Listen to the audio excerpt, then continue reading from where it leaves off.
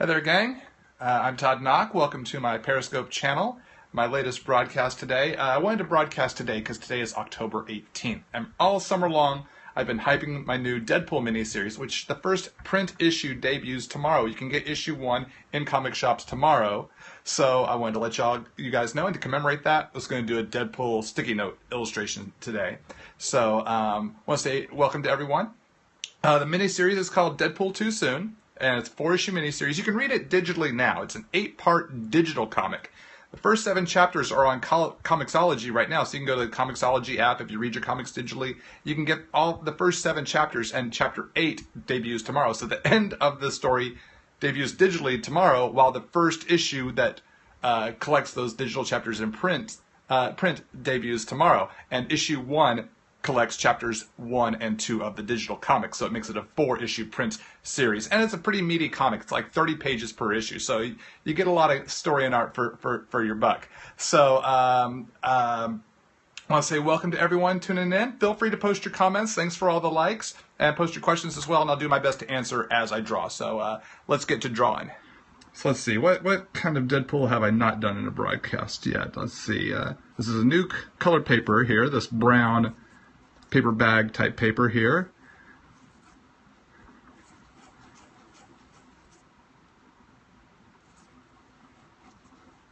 Using the Pentel Twist Erase 0.5 HB lead mechanical pencil, as always nowadays. I still use my 0.3 Uni Kuratoga mechanical pencil for finer details, but mostly in my comic pages. But I find for roughing out shapes, a thicker lead works better. So let's see. How about put a gun right here? Put this pistol. Fingers wrapping around the handle and into the trigger. A little gun sight right up there.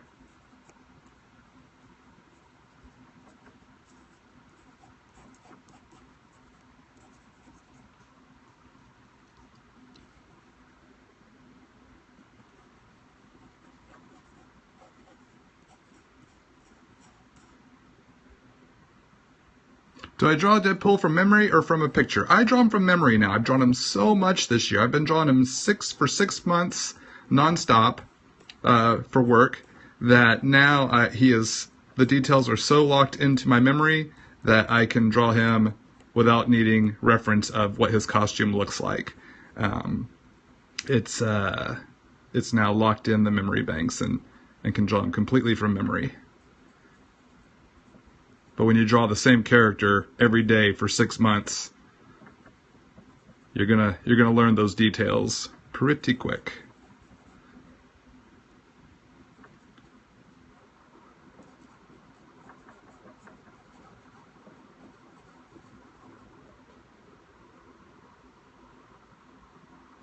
You'd love to see me draw David Tennant as Kilgrave from Jessica Jones. Actually, I did a David Tennant Kilgrave post-it note. If you go to the Art of Todd Nauck Facebook page, you can find it and go to photos and go to albums. You'll see a whole post-it note section of album with all the post-it notes I've drawn. Almost hitting 300 post-it notes in there. And there is a David Tennant Kilgrave on a purple post-it note in that photo album. So I put a sword over here.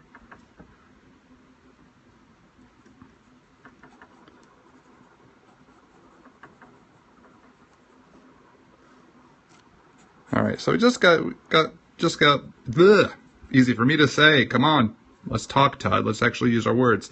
Almost got the pencil sketch done here. Don't have to put in a lot of detail here for Deadpool. I'm gonna really come and flesh this out with the inks.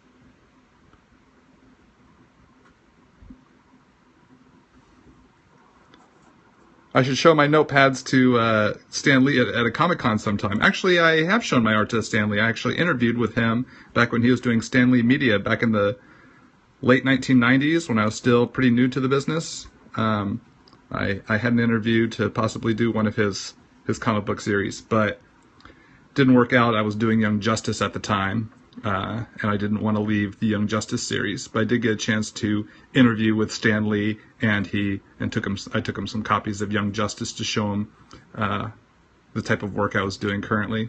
It's a really, really cool experience getting to meet Stan Lee like that. I was still fairly new to the industry, so I was a bit starstruck. I mean, I grew up with Stan Lee narrating the Spider-Man and His Amazing Friends cartoon, as well as reading comics. Alright, so now that I got the pencils in, I'm going to jump into the inks, as always, using my pigment microns, starting with a 08. Did drawing Kirby feel like a fun break from the norm? When I drew the video game character Kirby, yeah, it was definitely interesting. Yeah. It was fun to draw Kirby because he is such an interesting shape, just that big circle with the, the flappy arms and feet. But I gotta say, my first love is superheroes. But it was fun to try. It's always fun to try something new. You're gonna learn something and evolve when you try drawing something new, and that's always good.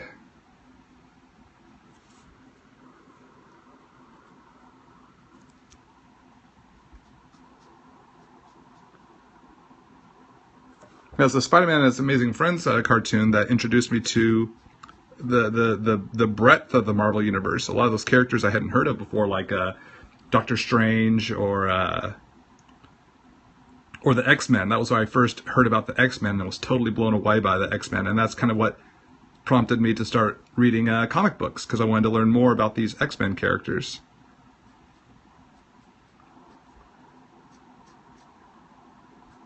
And hence my longtime love and fandom of X-Men. Have I ever drawn any manga characters? No, not really. Not really. I've drawn some anime characters. Someone commissioned an anime character from me at New York Comic Con. Holo from Spice and Wolf. But I never had watched Spice and Wolf, so I had to Google reference the characters so I could get her details right. And that was pretty interesting. To draw a character I was not familiar with.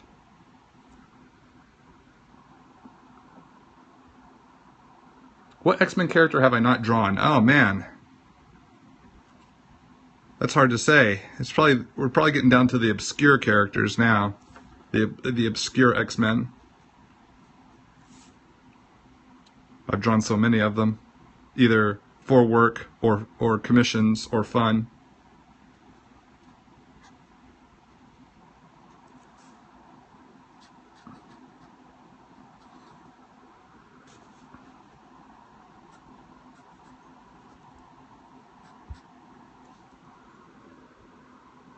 Who's my favorite X-Men artist? I'd probably say Arthur Adams. His X-Men annuals and the New Mutants special from back in the 1980s are just incredible masterpieces.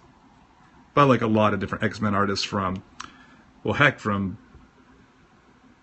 Paul Smith, John Byrne, John Romita Jr., Mark Silvestri, Jim Lee. I mean, the 80s and early 90s, through the 90s, were filled with awesome artists, through Joe Madureira, Carlos Pacheco.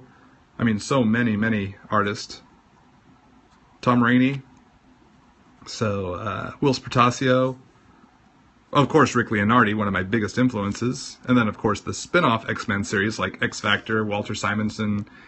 Will Spertasio also got his start on X Factor before he moved over to X-Men. Brett Blevins and Rob Liefeld on New Mutants, Alan Davis on Excalibur. So many awesome X-Men artists that I have enjoyed over so many years. I mean, we haven't even gotten to present day X-Men artists, so like Humberto Ramos and Mahmoud Asrar. So who's my favorite? I'd have to say Arthur Adams. Who do I like? Many artists.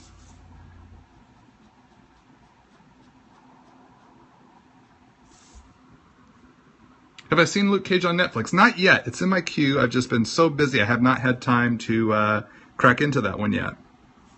Heck, it took me 2 months before I even got to watch Stranger Things, which I super loved. Really, really, really enjoyed Stranger Things. So yeah, I still need to watch. Well, heck, all the Marvel Netflix shows. Starting to fall too far behind.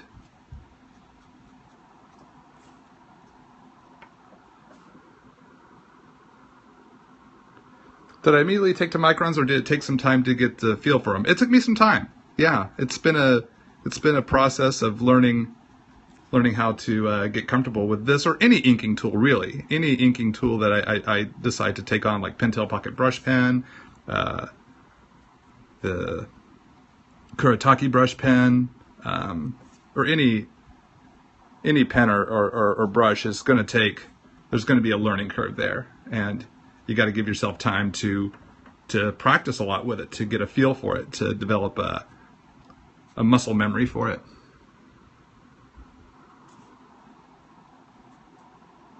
Let's see. Get the shoulder straps drawn in here. We'll fill that in with black a little bit later on here. Get his the hilt of this sword over here.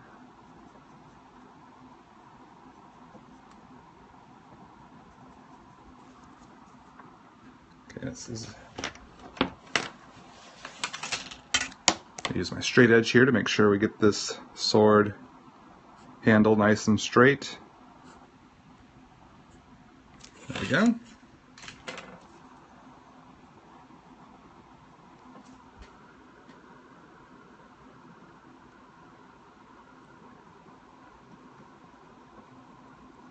Did I ever dabble into realism? I had life drawing classes in art school, which was more of a focus on drawing and realism, which helped a lot. But my passion is comic books, so I always sought to have fun drawing in an exaggerated style. But so even my realism does end up looking a bit comic book like. But that's because that's what my professional work has been for the past many years. So there hasn't been a call for me to draw in super realistic style, though. But good luck in your art class. I hope you learn a lot.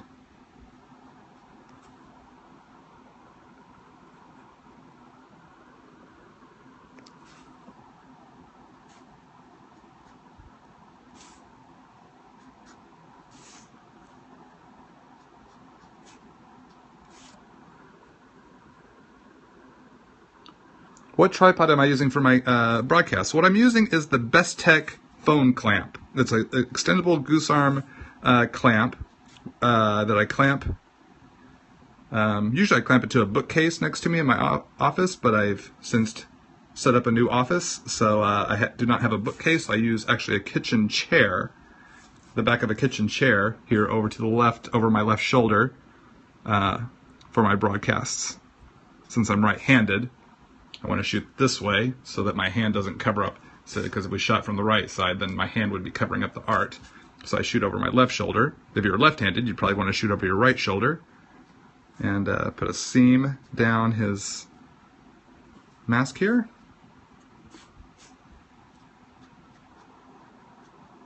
Give him that crazy eye. What is this piece for? This piece is to commemorate the debut of the print version of my new Deadpool miniseries, Deadpool 2 Soon, debuting tomorrow in comic shops. So if you read comics, if you read Deadpool, you'll want to pick up our 4-issue miniseries, written by Joshua Corin, and it is crazy fun.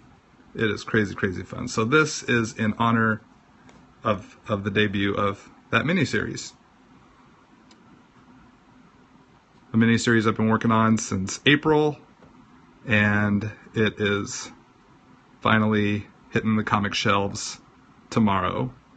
It's a monthly 4-issue miniseries, 30 pages per issue.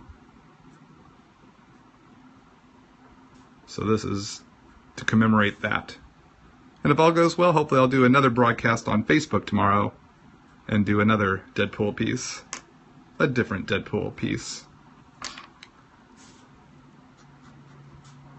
Maybe with him holding a sword or something. We'll see what happens. That's what I hope to do. We'll also see how the work deadlines allow. Okay. So now I got the pencils in. I'm going to come in and let this dry here a little bit and then erase. So let's take a look at a few questions here. What were your other favorite cartoons you were watching when you discovered superheroes? For me, as a child of the 80s, it was Spider-Man and His Amazing Friends and Super Friends. Super Friends introduced me to the DC universe, and I loved Challenge of the Super Friends because it had more heroes and more villains in it. We had the Legion of Doom in that series. So we had the Flash in there on a regular basis. That's where I first became a fan of the Flash, was on the Super Friends cartoon. So those were my superhero cartoons that really introduced me to so much of the Marvel and DC universe. Of course, then there were the 90s cartoons like the Batman animated series, X-Men series, and so many other superheroes comic book series that came out through that time. Ninja Turtles, Wildcats, so much. Alright, so now that we've got the pencil lines erased, let's come in and fill in these black areas here using the Pentel Pocket brush pen, not the brush pren. I don't know what a pren is. I'll have to look that up, but this is a brush pen. And then over here on this one bit of the shoulder I saved. And there we go.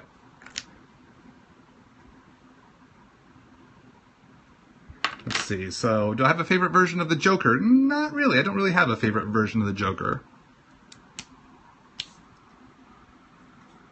But Joker is definitely an awesome Batman villain, probably the most recognizable Batman villain. So coming in with some R24 here to start off with. Going to cut in with the R24.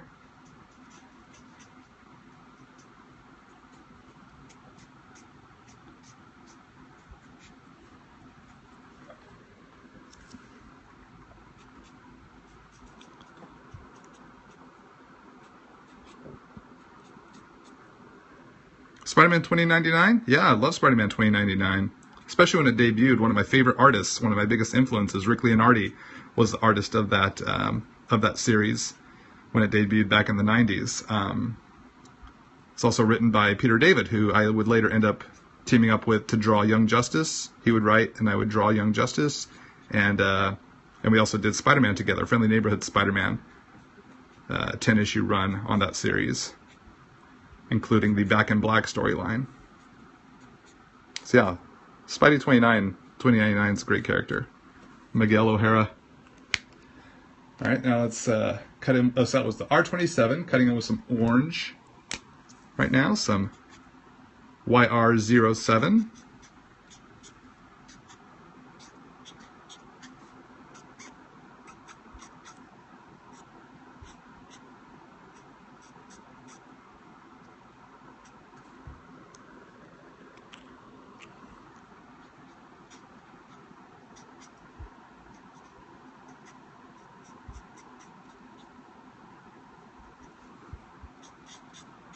And then come in with some YR16, a lighter shade of orange here.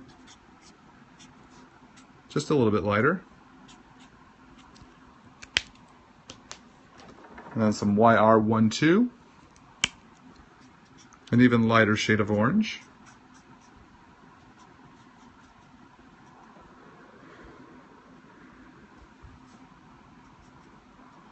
Would I consider drawing something outside of Marvel or DC for a future cast? Oh, sure, yeah. Last week I drew Kirby, the video game character Kirby, and Tank Girl.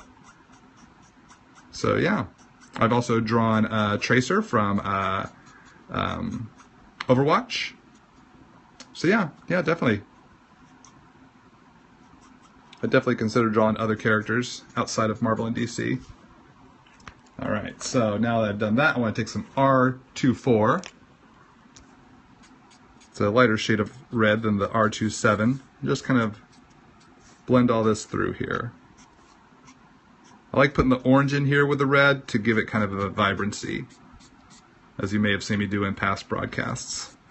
or video tutorials on my YouTube channel. Okay, let's get some brown here for the straps of his shoulder straps. Some E84 right through there. In fact, let's use that same E84 here on the ends of his sword handles. And some E57 for the handle itself.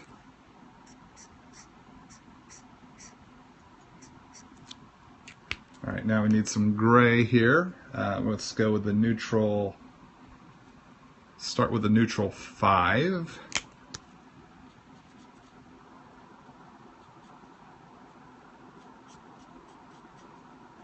For the black parts around his eyes. Would I say Copics are superior to Prismacolor markers? Well, I haven't used a lot of Prismacolor, but the Prismacolor I have used, I mean, Prismacolor is a good marker, don't get me wrong. But Prismacolors are a different type of marker. They're not made, from my understanding and from my experience, they're not made to blend. Copic markers are made to blend. You can blend the inks. You can get this lush gradation with Copic markers, where you can't get that as much, from my experience, from Prismacolor. Prismacolor is good for layering, if you want layers of colors in kind of an animated sort of cartoon style, where you have that hard line of red and then orange. So that's cool, if that's the way you want to go. But if you want to get this kind of blending, Copic would be the better marker for this type of marker rendering. So it all depends on the type of marker rendering you want to do. So we went from a neutral 5 to the neutral 3 here.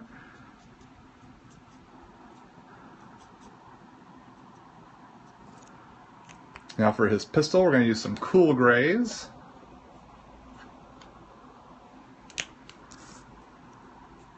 So starting with the cool gray 5.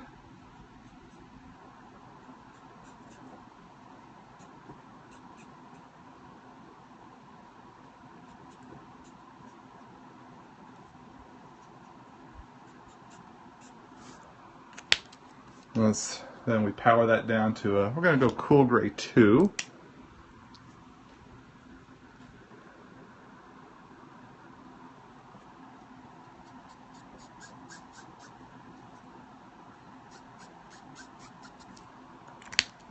Let's get a little bit of B01 in here to kind of put a little bit of a blue steel sheen on here. Just a little bit. What else do I do with a post-it note? Occasionally I'll write notes on post-it notes, but that's pretty rare. Most of my post-its are for art. So I come back with that cool gray 5 here. Need to sculpt out the eyes here for my white pencil trick. If you're new to my broadcasts, you'll see what I plan to do here in a sec. Do this for the little buckle there on his neck. So this is just a part 1 of a stage. So right now let's drop in a fade here a bit. So we'll do a warm gray fade. Actually, I would drop some warm gray into Deadpool himself. Let's do that first. Put some shadow colors here through Deadpool. I like to use warm and cool grays, sometimes neutral grays, to shadow out the character. Kind of grits them up a bit. Takes out the skittly coloredness of the character. Yes, skittily coloredness is a term I just made up right now. Skittily coloredness. Hoping to get that into Webster's dictionary there. It's when your marker illustrations look too much like a bag of Skittles because of the bright colors, and you don't want them so bright. So you drop in some gray tones to edge them out.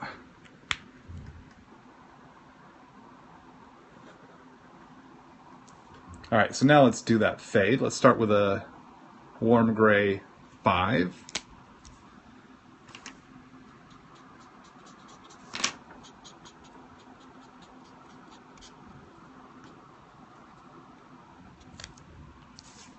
I'm just going to kind of do a messy fade here. Now to the warm gray 4.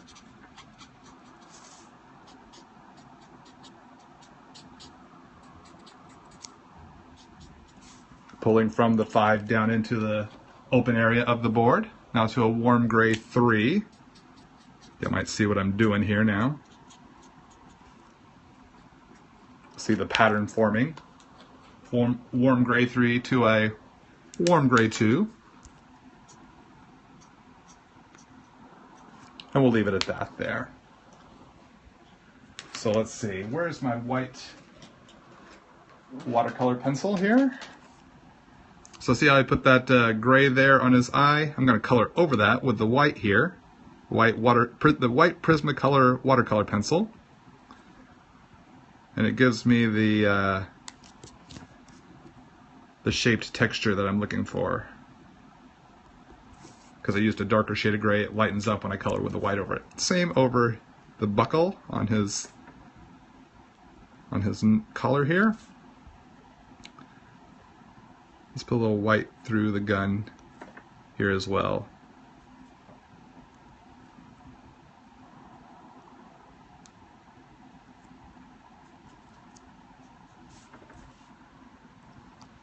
There we go. So, put that back. Let's grab the white gel pen here, the Uniball Sigma white gel pen, and do my finishing move. The white outline I put around every character on every colored post-it note. Just personal preference, like how it makes them pop. How it pops off the page.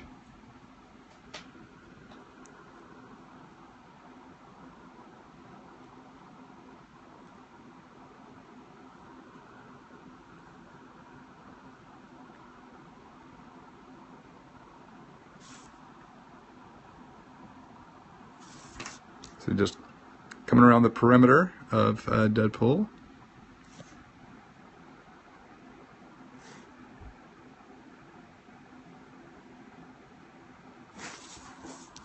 Flip it around, hit the other side here.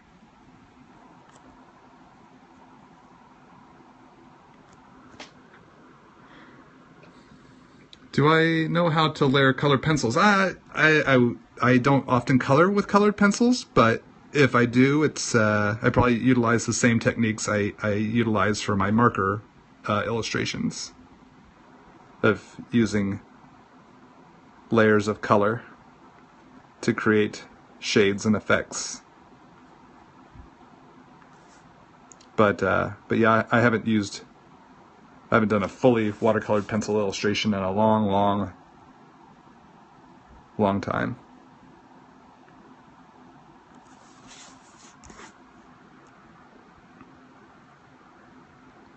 So I like to outline the hand and prop separately, just like the way it gives it a little depth and pop there. Let's put a little highlight here in Deadpool's eye there. Alright, so let's sign this one up.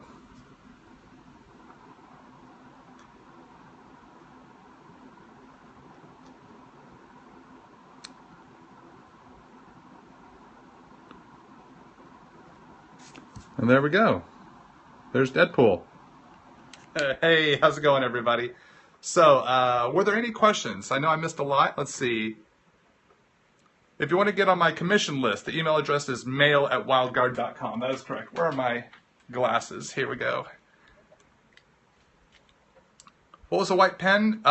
It's not a corrector. It's a gel pen. It's a gel pen. The Uniball Sigma white gel pen. There we go. That helps me see this so I can hold my camera out there so that my face isn't right up in the screen. Were there any other questions there, gang? I want to say thanks so much for tuning in. When coloring a head sketch, do I prefer blue, purple for shadows? You know, I use whatever is necessary to achieve the shadow that I'm looking for. So I'll use whatever colors or, blues, purples, and then a lot of grays. I like using grays for my shadows. So it's just really, what do I feel is the color that's going to let me achieve the shadow look that I'm looking for. What was the first comic I did art for? It was Marvel's What the number 21. I did the back cover. I was still in art school, and it was an absolute thrill to have my first paid published work be a Marvel piece. Do I always use so many sketch lines for my roughs? Depends on what I'm drawing, but oftentimes, yes. Prescott or Romo? Dude, Dallas Cowboys, they are killing it right now. 5 wins in a row. That Dak Prescott. I like what he's doing. Is there a Copic tutorial out there good for learning? I imagine there are. If you want to learn more from what I do, swing by youtube.com/Todd Nauck. I have a whole Copic video playlist. All Copic Marvel videos, all in a playlist, so they're easy for you to find. Do I ever do any sculpting? I don't. I appreciate it. I like what can be done with sculpting, but I don't really do any sculpting. When I dress up as Sean Spencer, does my wife dress as Juliet? Occasionally. I mean, Juliet's pretty much everyday clothes as well. Pretty much I need the pineapple and touching my forehead like this to sell the Sean Spencer. So yeah, definitely my wife is my Juliet. Exactly. Sorry, my brain was processing as I was reading the next question there. I should finish talking, then read the next question. Gang, I want to say thank you so much for tuning in. Thanks for joining me. Be sure to read Deadpool Too Soon, 4-issue miniseries. Issue 1 comes out in print tomorrow, October 19th. And add it to your pull list so you don't miss a single issue. And also, while you're at the shop picking up Deadpool Too Soon, just add Spider-Man Deadpool number 12 to your pull list. I'm drawing that issue, which comes out in December. So I want to say thanks so much for tuning in, and I'll see y'all again real soon. All the best. Bye-bye.